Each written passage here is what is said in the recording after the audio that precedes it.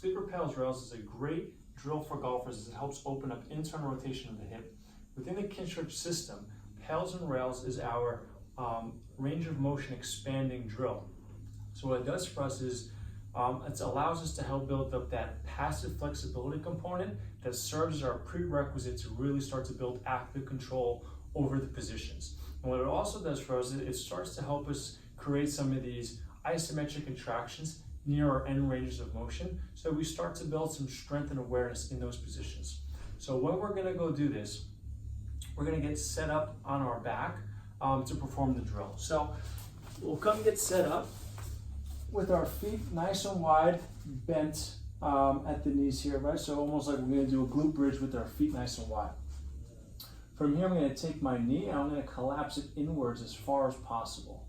Once I'm there, I'm gonna make sure that my hip bones are flush on the ground. I want to try to avoid them popping up because it makes it seem like I'm getting a deeper range of motion from my hip, although that's just compensation from the spine.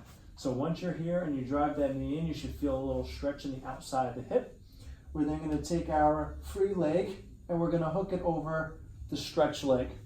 I'm then going to take the leg that's on stretch and I'm going to push it upwards out into my top leg with about a 20% max effort contraction.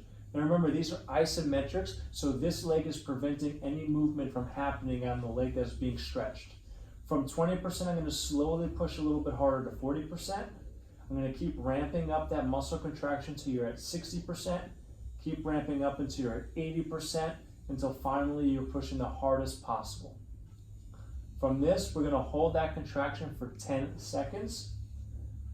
When that 10 seconds has finally come up, we're going to remove the top leg and I'm going to try to actively pull my knee closer to the floor without allowing that compensation from my back, keeping my hip bone pinned down. This is also a 10-second contraction. I'm always trying to pull my knee as far forward as possible, whether or not it's actually moving. When that 10 seconds is up, my leg comes back on. We're keeping it in the new range of motion, and we're going to repeat that same exact process 2 more times.